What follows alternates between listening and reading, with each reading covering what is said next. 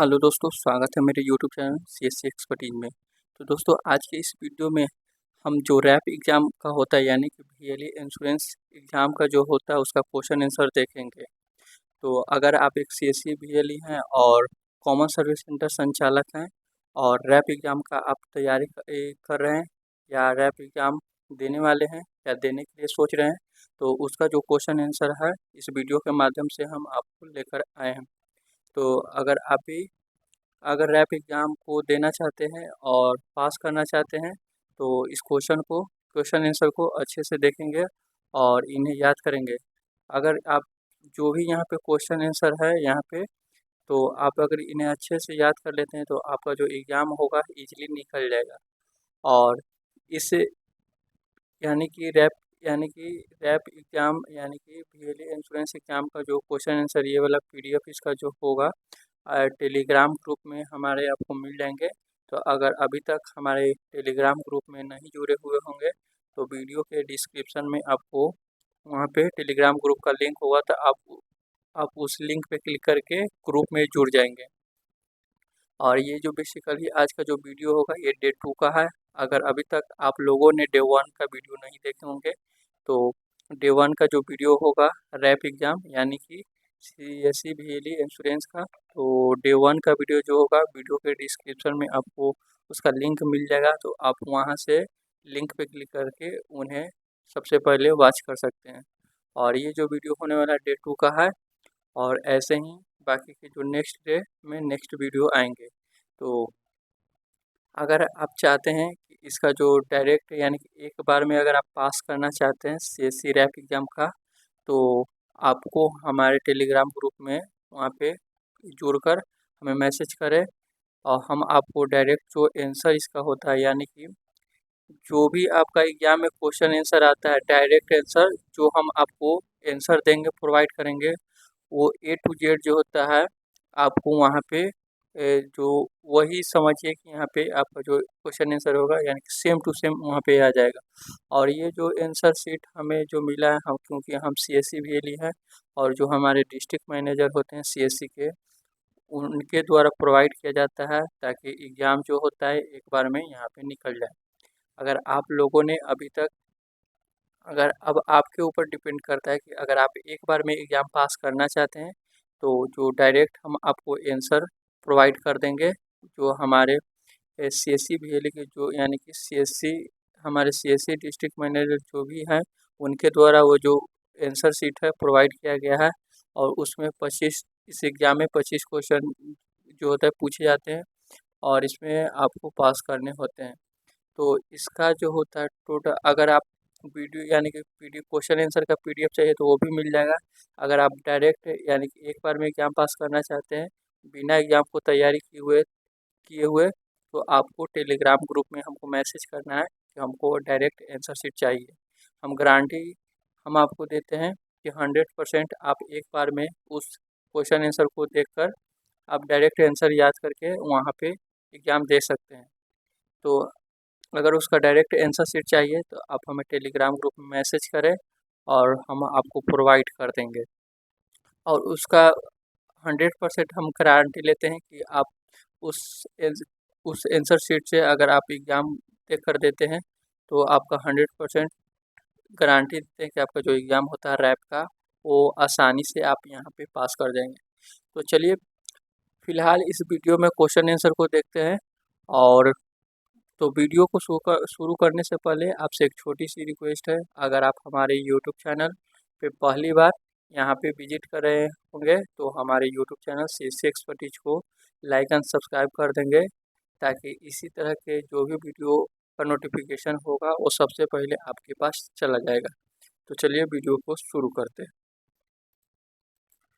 तो वीडियो को शुरू करने के लिए यहाँ पे देख सकते हैं यहाँ पे जो एग्ज़ाम में जो क्वेश्चन आंसर यहाँ पे पूछे जाते हैं रैप एग्ज़ाम में यहाँ पे ऑब्जेक्टिव टाइप के क्वेश्चंस होते हैं। और ये जो वीडियो होने वाला है बेसिकली डे 2 का होने वाला है। तो अगर अभी तक आपने डे 1 का नहीं देखे होंगे तो आप वीडियो के डिस्क्रिप्शन में उसका लिंक मिल जाएगा। तो चलिए वीडियो को शुरू करते हैं। तो हमारे यहाँ पे फर्स्ट यहाँ पे क्वेश्चन है, which one of the following statements is correct. कह रहा है which one of the following statement is correct. So statement one में यहाँ पे दिए हुए है given. So option statement A is the policy is the basis of the insurance contract, और statement B is the proposal is the basis of the insurance contract. So option B is correct. So statement B is correct, यानी कि option B जो होता है यहाँ पे statement जो option B दिए हुए हैं यहाँ पे राइट हो जाएगा, राइट आंसर हो जाएगा। The proposal is basis of the insurance contract, ये इसका आंसर सही हो जाएगा। तो नेक्स्ट क्वेश्चन हमारा यहाँ पे सेकंड है। तो सेकंड क्वेश्चन इज है which one of the following statements is correct. So यहाँ पे स्टेटमेंट ए में दिए हुए, तो statement A is the proposal must be written by the proposer himself या herself, and statement B is the proposal can be written by the agent. So option A is correct answer. So statement A is right answer. So this is correct statement. Next question is 3. So 3 is which one of the following statement is correct. Which one of the following statement is correct? So statement A is the information in the proposal form is used for und underwriting. So and statement B is wrong information in the proposal form can nullify the insurance contract. So option C, both A and B statement are correct. So statement A and statement B also both are statement true. So both are correct. So next question is 4. So 4 is which of the following are confidential and will not be given to the proposer. So again, which of the following are confidential and will not be given to the proposal. तो यहाँ पे कह रहा है 4 question में कह रहा है which of the following are confidential and will not be given to the proposal. So option D, all statement are correct. So यहाँ पे स्टेटमेंट जो होता है 4 स्टेटमेंट दिए हुए। सो statement A the medical report, statement B the agent confidential report to the insurer, and statement C is the medical reference advice, और statement D all the above, ऊपर के सभी। So option D all statement are correct. So यहाँ पे option statement A B C D जो होता है यहाँ पे टोटल जो स्टेटमेंट है यहाँ पे सही हो जाएंगे। So option D all statement are correct. So right answer option D. So next question is, तो हमारा नेक्स्ट क्वेश्चन है question number 5। So 5 is which one of the following statement is correct, यानी कि यहाँ पे कह रहा है इन दोनों, यानी कि स्टेटमेंट ए और बी दिए हुए और इन दोनों में से कोई भी एक स्टेटमेंट जो है यहाँ पे करेक्ट है। तो चलिए कह रहा है फर्स्ट में FPR is the evidence of the insurance contract, and statement B is the medical report is the basis of insurance contract. So option A is correct answer. So statement A is right statement. So next question. Question number 6. So 6 is which one of the following statement is correct.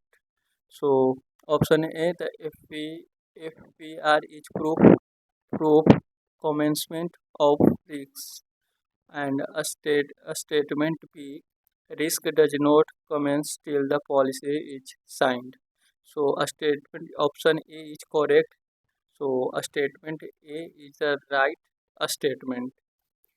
तो इसका answer option A हो जाएगा, यानी कि ए जो होगा यहाँ पे स्टेटमेंट सही होगा। अब उसके बाद यहाँ पे next question So next question is 7. So 7 is, if a policyholder applies for cancellation of policy soon after he receives the FPR.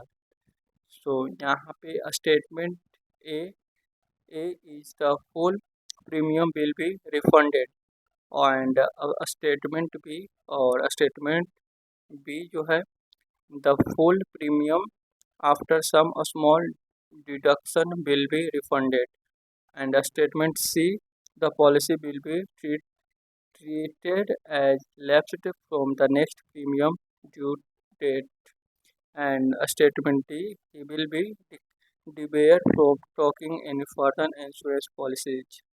So option B is correct. तो इसका जो यहाँ पे स्टेटमेंट होगा ऑप्शन बी, ये जो होगा स्टेटमेंट राइट हो जाएगा, यानी कि सही हो जाएगा। तो चलिए नेक्स्ट क्वेश्चन को देखते हैं। So next question is 8। 8 is, which one of the following statement is correct. So यहाँ पे 8 क्वेश्चन कह रहा है which one of the following statement is correct. So statement A is FPR is cash receipt, and statement B, renewal premium cannot be paid without the renewal notice. So option A is correct answer.